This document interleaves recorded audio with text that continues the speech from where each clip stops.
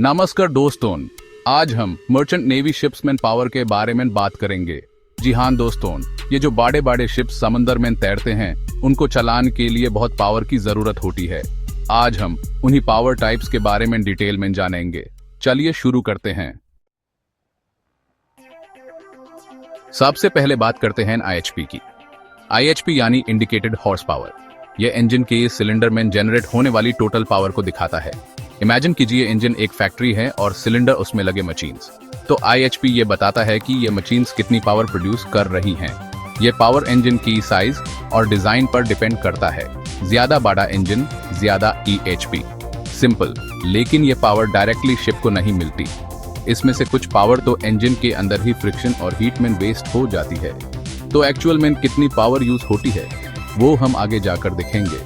IHP यानी indicated horse power. यह term पहली बार 19th सेंचुरी में जेम्स वॉट ने कोइन किया था। यह मेजर करता है कि इंजन के सिलेंडर में कितनी पावर जनरेट हो रही है बिना किसी लॉसेस को कंसिडर किए। यह इंजन के सिलेंडर में जनरेट होने वाली टोटल पावर को दिखाता है। जब फ्यूल सिलेंडर में बर्न होता है तो गैसेस एक्सपैंड होती हैं और पिस्टन को मूव करती हैं। यह मूवमेंट पावर जनरेट करता है जो आईएचपी कहलाता है। इमेजिन कीजिए इंजन एक फैक्ट्री है और सिलेंडर उसमें लगे मशीन्स। हर मशीन अपना काम करती है और पावर प्रोड्यूस करती है। ये पावर का टोटल सम ईएचपी होता है। तो आईएचपी ये बताता है कि ये मशीन्स कितनी पावर प्रोड्यूस कर रही हैं। ये पावर का मेजर करना जरूरी है क्योंकि ये हमें बताता है कि इंजन कितना एफिशिएंट है और कितना पावर प्रोड्यूस कर सकता है। यह पावर इंजन के साइज और डिजाइन पर डिपेंड करता है। इंजन का साइज जितना बड़ा होगा उतना ही ज्यादा पावर प्रोड्यूस होगा। डिजाइन भी इम्पोर्टेंट है क्योंकि एफिशिएंट डिजाइन से पावर लॉसेस कम होते हैं और ज्यादा पावर जनरेट होती है। ज्यादा बड़ा इंजन ज्यादा आईएचपी। सिंपल, लेकिन सिर्फ साइज ही नहीं, इंजन का डिजाइन और उसकी एफिशिएंसी भी इंपॉर्टेंट फैक्टर्स हैं। लेकिन यह पावर डायरेक्टली शिप को नहीं मिलती। इंजन के अंदर फ्रिक्शन और हीट के वजह से कुछ पावर वेस्ट हो जाती है। यह लॉसेस इंजन की एफिशिएंसी को कम करते हैं। इसमें से कुछ पावर तो इंजन के अंदर ही फ्रिक्शन और हीट में वेस्ट हो जाती है। फ्रिक्शन के वजह से पार्ट्स रब होते हैं और हीट जनरेट होती है जो पावर को वेस्ट करती है। तो एक्चुअल मेन कितनी पावर यूज होती है वो हम आगे जाकर देखेंगे। आईएचपी के बाद हम बीएचपी यानी ब्रेक हॉर्स पावर के बारे में बात करेंगे जो एक्चुअल यूजेबल पावर को मेजर करता है। अब बात करते हैं बीएचपी की यानी ब्रेक हॉर्स पावर। यह एक ऐसी मेजरमेंट है जो इंजन की एफिशिएंसी और पावर आउटपुट को समझने में मदद करती है। जब हम बीएचपी की बात करते हैं तो हम असल में इंजन के क्रैंकशाफ्ट पर मेजर की गई पावर की बात कर रहे होते हैं। ये पावर इंजन के क्रैंकशाफ्ट पर मेजर की जाती है। क्रैंकशाफ्ट इंजन का एक अहम हिस्सा होता है जो पिस्टन के मूवमेंट को रोटेशनल एनर्जी में बदलता है। जब पिस्टन ऊपर नीचे होता है तो क्रैंकशाफ्ट उस मूवमेंट को घूमने वाली एनर्जी में कन्वर्ट करता है।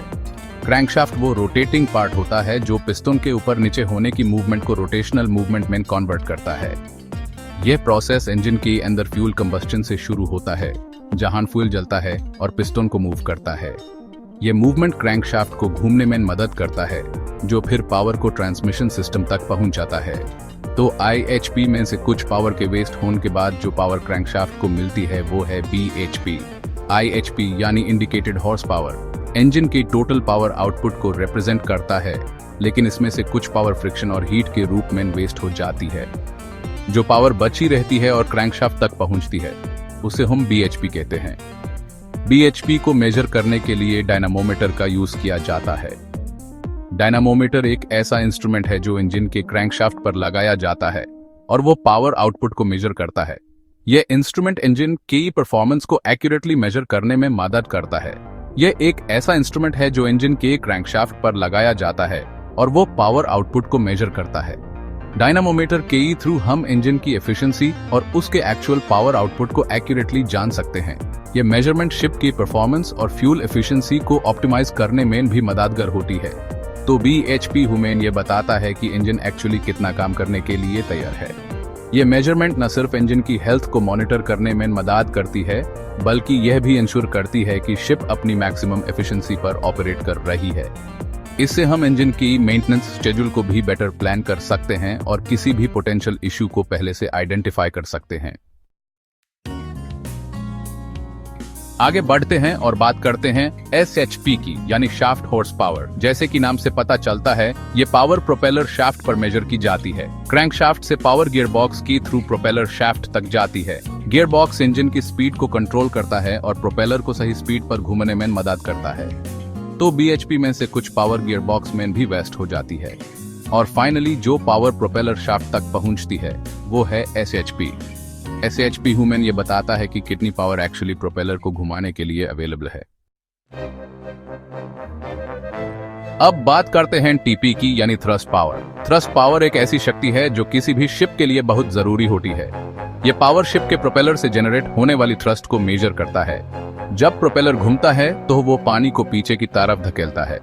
इससे शिप को आगे की तरफ एक फोर्स मिलता है जिसको हम थ्रस्ट कहते हैं।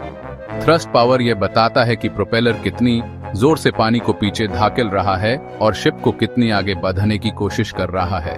यह एक तरह का मेजर है जो हमें यह समझने में मदद करता है कि शिप कितनी एफिशिएंटली मूव कर रही है। जब हम TP को मेजर करते हैं तो हम ये देखते हैं कि प्रोपेलर कितना इफेक्टिव है और कितना पावर जनरेट कर रहा है। जब प्रोपेलर घूमता है तो वो पानी को पीछे की तरफ धकेलता है। यह पानी को पीछे धकेलने का प्रोसेस ही थ्रस्ट क्रिएट करता है। थ्रस्ट के बिना शिप आगे नहीं बढ़ सकती। यह बिल्कुल वैसे ही है जैसे एक कार के इंजन के बिना कार मूव नहीं कर सकती।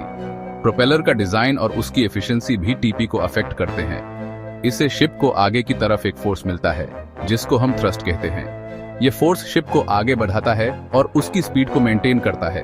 थ्रस्ट जितना ज्यादा होगा शिप उतनी ही तेज चलेगी, लेकिन ये स्पीड और भी फैक्टर्स पर डिपेंड करती है, जैसे कि शिप का डिजाइन और पानी की कंडीशन।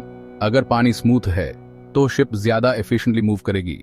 थ्रस्ट पावर ये बताता है कि प्रोपेलर कितनी जोर से पानी को पीछे धकेल रहा है और शिप को कितनी आगे बढ़ाने की कोशिश कर रहा है। ये मेजर करना जरूरी है क्योंकि ये हमें बताता है कि शिप कितनी एफिशिएंटली ऑपरेट कर रही है। अगर TP कम है तो इसका मतलब है कि प्रोपेलर इतना इफेक्टिव नहीं है और शिप को ज्यादा पावर लगानी पड़ रही है मूव करने के लिए। ज्यादा TP का मतलब है ज्यादा थ्रस्ट और तेज स्पीड, लेकिन ये जरूरी नहीं है कि सिर्फ TP ज्यादा होने से शिप तेज चलेगी। शिप का डिजाइन, उसका वेट और पानी की कंडीशन भी स्पीड को अफेक्ट करते हैं। अगर शिप का डिजाइन एरोडायनामिक है तो वो कम TP में भी तेज चल सकती है। इसी तरह अगर पानी स्मूथ है तो शिप ज्यादा एफिशिएंटली मूव करेगी, लेकिन ये स्पीड और भी फैक्टर्स पर डिपेंड करती है, जैसे कि शिप का डिजाइन और पानी की कंडीशन। अगर पानी रग है तो शिप को ज्यादा TP की जरूरत होगी मूव करने के लिए। इसी तरह अगर शिप का डिजाइन एरोडायनामिक नहीं है तो उसको ज्यादा TP लगेगा मूव करने के लिए। इसलिए TP को मेजर करना और उसके फैक्टर्स को समझना बहुत जरूरी है। फाइनली बात करते हैं EP की, यानी इफेक्टिव पावर। ये पावर शिप के मूवमेंट के लिए एक्चुअली अवेलेबल पावर को दिखाता है। TP में से कुछ पावर तो शिप के हल्के रेजिस्टेंस और पानी की वेव्स बनाने में वेस्ट हो जाती है।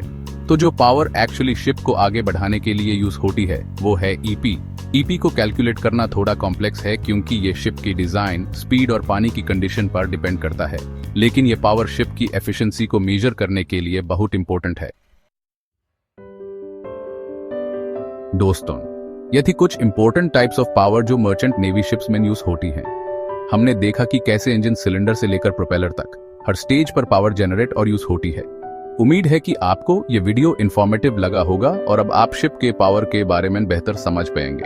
अगर आपको ये वीडियो पसंद आई हो तो लाइक और शेयर जरूर करें और नए वीडियोस के लिए चैनल को सब्सक्राइब करना ना भूलें। धन्यवाद।